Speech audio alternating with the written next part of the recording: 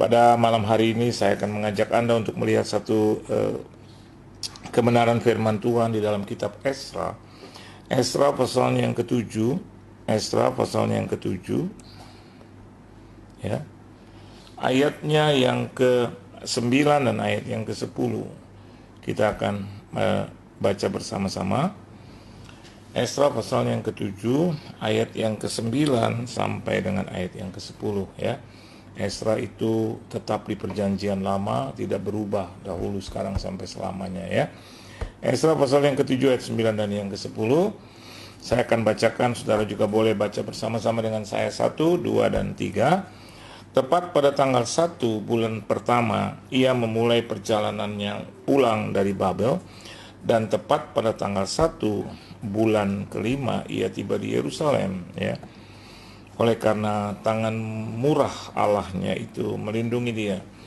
Sebab Esra telah bertekad untuk meneliti Taurat Tuhan dan melakukannya serta mengajar ketetapan dan peraturan di antara orang Israel, ya. Ayat yang ke-9 dikatakan bahwa Esra ini adalah seorang ahli, bahkan mahir di dalam Taurat Tuhan, ya. Berangkat, ya, pada tanggal 1 bulan pertama, dan dia memulai perjalanannya pulang dari Babel. Ingat pembuangan Babel. Dan tepat pada tanggal 1 bulan kelima, berarti 4 bulan, ya, ia tiba di Yerusalem oleh karena tangan murah Allahnya itu melindungi dia, ya. Jadi dari sana kita boleh mendapatkan satu kesimpulan yang penting, ya. 4 bulan perjalanan, kalau kita melihat dari bulan pertama dan sampai di bulan kelima, kalau hitungan kita itu 4 bulan, kita bisa melihat bahwa perjalanan Esra itu aman, saudara, ya. Karena apa? Karena Alkitab katakan tangan murah Allahnya, ya. Alkitab akan menyebut di dalam bahasa Indonesia tangan murah Allahnya. Berarti bukan Allah itu banyak, saudara, tapi merujuk gitu, ya, merujuk, ya, tuh kepada Esra itu melindungi dia. Nah, dari ayat yang ke-9 kita bisa mendapatkan banyak pemahaman dan banyak pengertian buat kita. Yang pertama adalah hidup ini juga adalah perjalanan, ya. Saya tidak mau melanjutkan beberapa lama, itu biarlah terserah Tuhan, ya. Tetapi satu hal, sama seperti Esra memulai perjalanannya dari Babel untuk menuju Yerusalem, sama seperti kita, khususnya anak-anak Tuhan yang berjalan dari kehidupan lama masuk dalam kehidupan baru. Nah, setelah masuk dalam kehidupan baru itu pun harus dijalani, ya. Untuk apa? Untuk sampai kepada panggilan Tuhan itu. Panggilan Tuhan itu bisa ada dalam dua hal. Yang pertama adalah dipanggil sebelum Yesus datang kali yang kedua. Yang kedua adalah dipanggil pada saat dia datang dan kita boleh berjumpa, naik di awan yang permai, kita bisa berjumpa dengan dia dan diangkat ke surga, ya. Oleh karena tangan murah Allahnya itu melindungi dia. Itu penting, ya. Bagian yang kedua adalah bahwa dia sampai di tempat tujuan. Saya tidak mengatakan berapa lama kita hidup, tetapi yang pertama saya katakan bahwa sesungguhnya hidup ini adalah perjalanan, mesti kita jalani. Betapapun beratnya, betapapun masalah dan persoalannya, hanya orang-orang yang bodoh yang tidak mau melanjutkan perjalanan hidupnya. Kita anak-anak Tuhan tidak pernah dijanjikan bahwa hidup itu penuh dengan berkat, tidak ada masalah dan persoalan. Alkitab tidak pernah mengatakan itu. Oleh sebab itu, kalau sampai ada orang berkata, katanya di dalam Kristus nggak ada masalah, sehingga akhirnya dia berganti iman atau berganti kepercayaan, memang itu urusan dia. Tetapi kalau kita kembali lagi mau belajar dari kebenaran firman Tuhan, dia tidak pernah menjanjikan itu, ya. Coba tunjukkan kepada saya atau kepada siapapun bahwa Yesus katakan dalam kehidupan tidak ada masalah, dalam kehidupan tidak ada persoalan, tidak ada pergumulan. Dia tidak pernah menjanjikan itu. Yang dia janjikan adalah pada saat kita mengalami pergumulan, ada dalam persoalan dan masalah, dia bersama dengan kita. Itu yang penting. Oleh sebab itu, janganlah pernah berhenti untuk berjalan. Ya, berjalan di dalam kondisi apapun. Ketika kita berkata, aduh kondisi kita tidak baik, maka kita tidak berjalan, maka kita akan tertinggal. Ya, tertinggal dalam segala hal, tertinggal di dalam keimanan, tertinggal di dalam kasih, bahkan tertinggal di dalam pengharapan, serta waktunya Tuhan, saudara. Yang seharusnya dan sebetulnya kita sudah mencapai hampir ke tujuan atau ada di dalam setengah, 3/4 atau mungkin 6/7/8 perjalanan. Ketika kita menghentikan perjalanan, maka akan lebih lama lagi, sama seperti bangsa Israel. Oleh sebab itu, Alkitab katakannya perjalanannya pulang dari Babel, pulang dari pembuangan itu, saudara. Ya.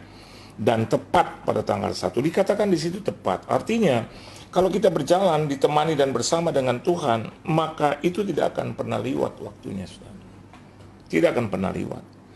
Karena Tuhan itu sangat berkuasa untuk melakukan segala hal, tetapi juga tergantung kepada kita. Bukan berarti bahwa Tuhan tidak memiliki kuasa untuk melakukan tepat pada waktunya, tidak. Tetapi dengan ketaatan kita, maka janji dan rencana Tuhan itu tepat kita dapatkan, saudara. Amin. Kita dapatkan sesuai dengan apa dan kapan Dia janjikan itu, ya. Dan yang kedua, di situ dikatakan bahwa ada kata Yerusalem. Ya, bukankah saya dan Anda juga sedang menantikan Yerusalem yang baru? Gitu, ya, bukan Yerusalem yang diperdebatkan, bukan Yerusalem yang menjadi kegaduhan, ya. Tetapi Yerusalem yang baru adalah hidup yang baru bersama dengan Tuhan, hidup memerintah 1000 tahun bahkan kekal selama-lamanya. Langit baru, bumi baru, ya. Dan tidak ada satu orang pun yang sudi untuk melewatkan hal seperti itu. Menurut saya begitu. Tetapi mungkin karena kedagingan dan faktor kerinduan kepada perkara yang lain, bukan perkara berjumpa dengan Tuhan, yang membuat hidupnya terhambat sehingga perjalanannya pun tersendat. Oleh sebab itu, hal yang kedua, biarlah bukan hanya hidup ini adalah perjalanan, tetapi janji Tuhan, rencana Tuhan, itu harusnya bukan hanya genap, tapi tepat pada waktunya. Dan Alkitab katakan di bagian yang ketiga ada kata Yerusalem, itu menandakan kepada kita bahwa tujuan kita pasti di satu tempat yang indah, di satu tempat yang penuh dengan susu dan madu, di mana kita boleh berjumpa dengan Tuhan, hidup kekal selama-lamanya. Bandingkan dengan kehidupan kita, Anda boleh menghitung umur Anda, entah itu 20, 30, 40, 50, 60 tahun.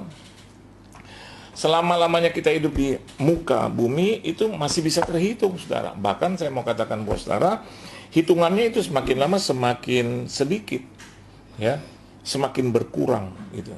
Dan bandingkan dengan kehidupan yang baru di dalam kesempurnaan bersama dengan Tuhan, itu janjinya. Dan dikatakan dalam Yerusalem yang baru. Kalau Ezra saja boleh memulai perjalanan, tiba dengan selamat dan tepat pada waktunya, tibanya juga di Yerusalem. Kita pun anak-anak Tuhan yang percaya kepada Tuhan, kita juga akan menikmati hadirat Tuhan di Yerusalem yang baru.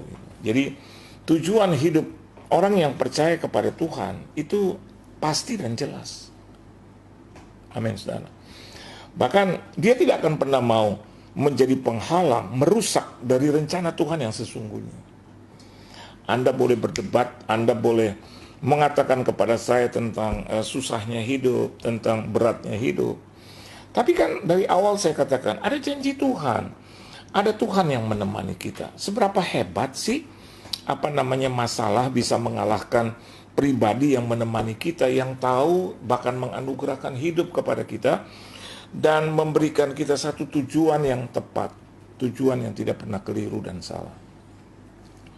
Dan itu semua boleh terjadi di bagian yang keempat adalah karena kasih karunia Tuhan, saudara. Ya. Dan ini yang terutama, tangan murah Allahnya. Ya. Jadi Tuhan itu, Tuhan saya dan Anda itu bukan Tuhan yang pelit. Bukan Tuhan yang berhitung sehingga akhirnya merugikan kita.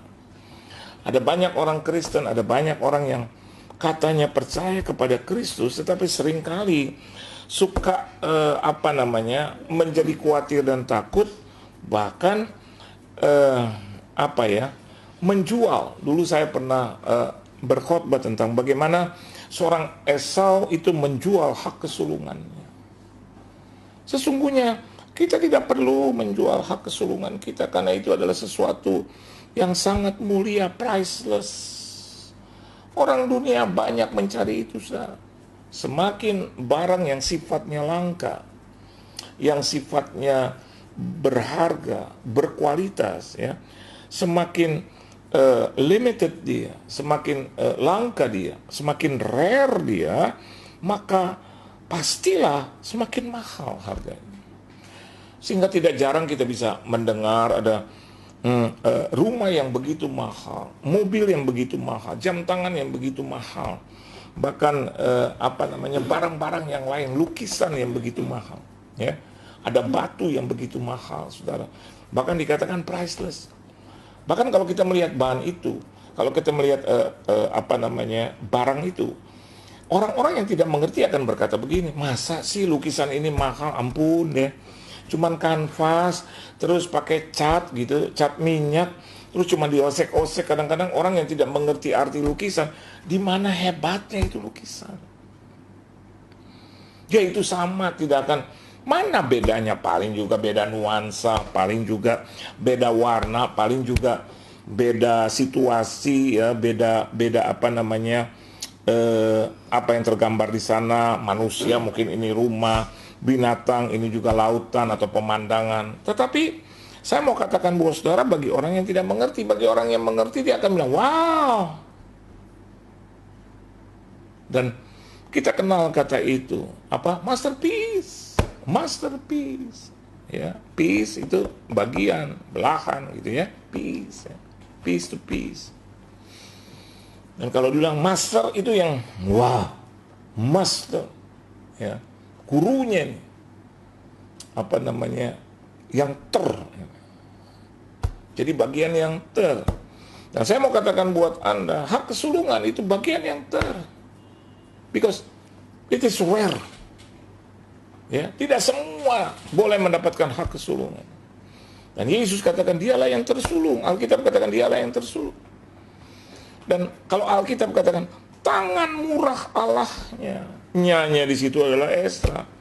Oleh karena tangan murah Tuhan kita, maka saya dan Anda boleh menikmati perjalanan hidup, boleh juga menerima janji dan perkataannya tepat, dan boleh juga tiba sesuai dengan janji itu di tempat yang tepat.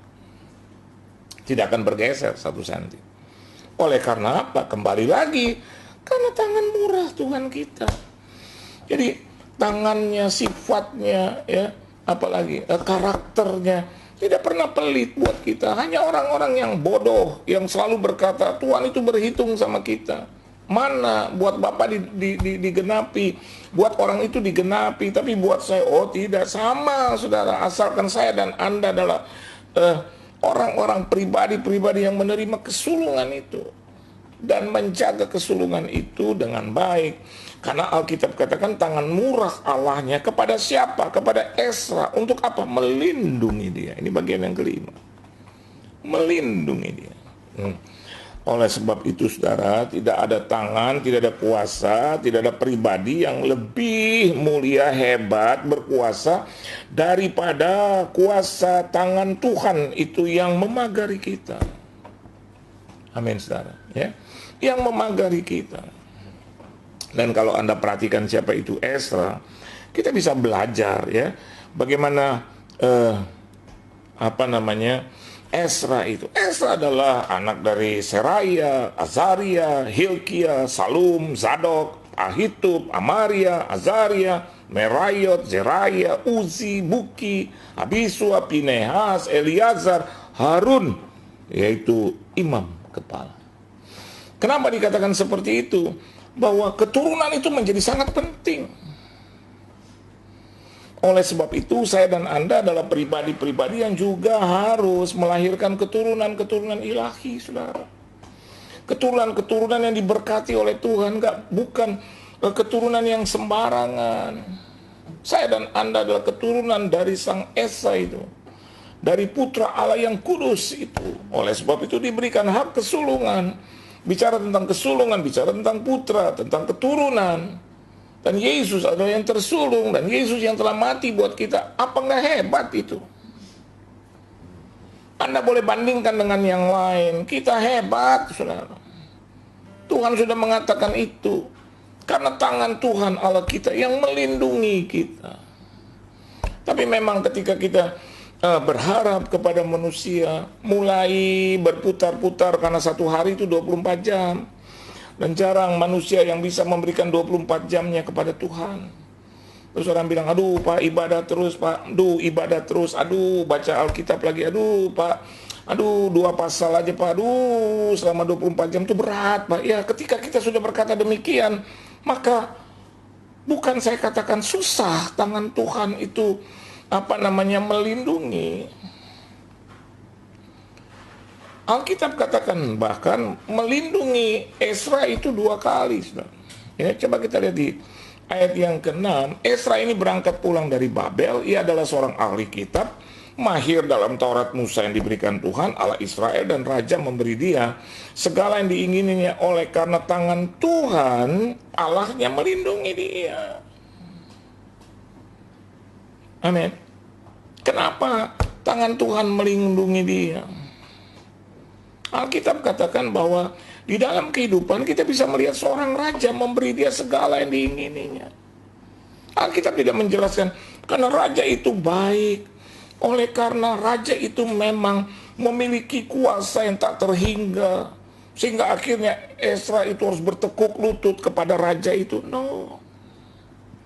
Kalau saya dan Anda menerima kebaikan dari siapapun, orang siapapun, maka Alkitab menjelaskan karena tangan Tuhan.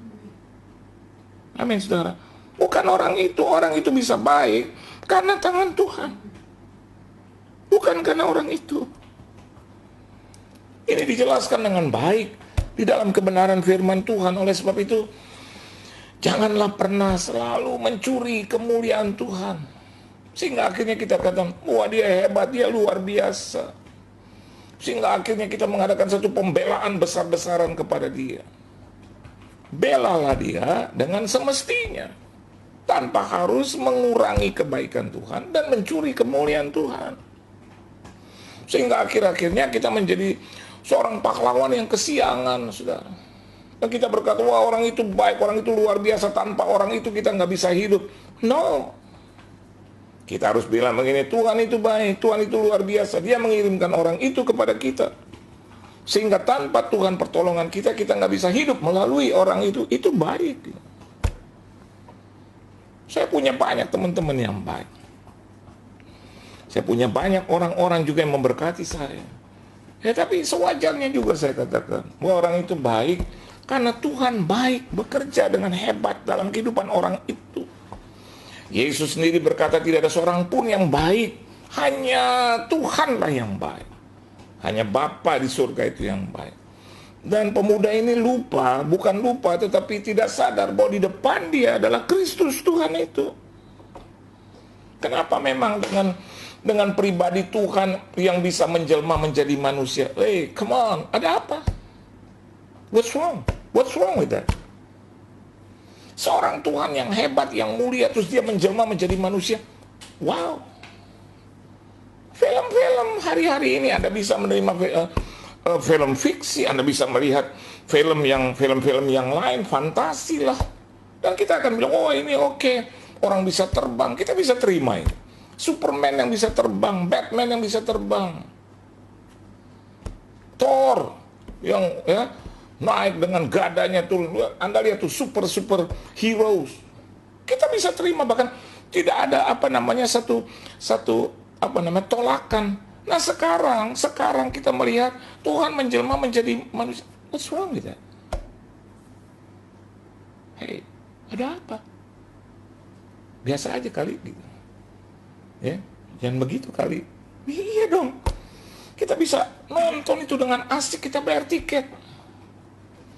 Dan untuk nonton itu kita keluarkan biaya. Kalau kita naik mobil ada bensin yang kita isi. Ada popcorn yang harus kita bayar. Karcis yang harus kita bayar. Kadang kita makan malam dulu atau sesudahnya. So, 2 jam kita nonton, 1 jam setengah, 1 jam 45. Nggak ada protes. Film-film kungfu yang bisa terbang nggak jadi masalah tuh buat kita. Malah kalau nggak terbang gitu, kok nggak terbang sih? Gitu. Terus kita ngomong gini, jagoannya kok gampang banget matinya. Yesus, kok banyak orang bilang, kenapa ya? Tuhan gitu loh. Yang terlihat adalah raja, yang terlihat adalah Esra, tapi sebetulnya tangan Tuhan yang terlibat di situ. Yang terlihat sepertinya saya diberkati, yang terlihat orang itu diberkati, yang dibahas itu orang itu, that man. Kenapa kita nggak bahas the man, the person behind the man, pribadi yang ada di balik itu? Ternyata siapa? Tuhan Yesus Kristus. Amin, saudara. Hari ini saya tutup bagian yang pertama, ya. Baiklah kita juga menjadi pribadi yang selalu mendapatkan belas kasihan dari Tuhan. Saya selalu mau mengharapkan ini. Karena tanpa belas kasihannya kita nggak bisa hidup. Benar. Di zaman yang susah, yang berat ini, saudara. Benar. I'm telling you the truth. Dengan hati yang dari hati, susah kita hidup. Kalau bukan Dia yang memberi dan memberkati. Hanya Dia yang mempunyai segalanya. Hanya Dia yang mampu. Bahkan hanya Dia yang bisa mengubah, merubah, bahkan membuat hati seseorang itu beralih kepada kita. Hanya Dia. Jangan bertumpu kepada manusia. Manusia sebentar aja berubah. Tapi Tuhan kita tidak berubah. Di ayat yang ke-6 dikatakan, karena tangan Tuhan Allahnya melindungi. Betul, saudara? Dan tadi kita juga baca ayat yang ke-9. Karena tangan murah Allahnya itu melindungi dia. Artinya begini, bukan hanya berkali-kali, untuk selama-lamanya. Tangan Tuhan itu murah kepada kita. Untuk selama-lamanya. Tangan Tuhan itu tidak berpaling kepada kita. Esra Dia lindungi. Anda Tuhan lindungi. Saya Tuhan lindungi. Mari, saudara, kita lebih lagi berharap kepada tangan-Nya yang murah. Murah di sini bukan berarti bukan berarti diobral gitu. No. Kata murah di sini artinya yang berkualitas, yang seharusnya kita nggak bisa terima itu. Priceless. Tapi Tuhan berikan kepada kita. Orang ditawar sedikit aja, aduh, modalnya nggak cukup, pakai sumpah. Apalagi kalau soal duit. Tapi Alkitab katakan, di ayat yang ke-6 dan ayat yang ke-9, ya, karena tangan murah dari Tuhan yang melindungi Esra, baik dalam perjalanan maupun di dalam kemurahan dari manusia yang berjuluk raja itu. Jadi artinya dari manusia yang bermartabat, yang tinggi berjabatan, kita boleh terima. Bahkan Alkitab di Ayat yang ke-6 katakan, segala sesuatu yang diingini. Tuhan selalu bisa memberkati siapa saja dengan mengirimkan siapa saja. Kita mau itu kan? Saya Tuhan. Kirimkan bukan hanya satu, tapi siapa saja.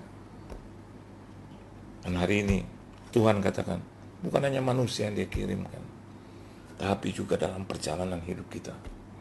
Tangannya murah buat kita, melindungi kita. Tuhan Yesus memberkati saudara. Maju terus dalam Tuhan. Jangan pernah berhenti untuk mencari tangannya yang penuh dengan kemurahan.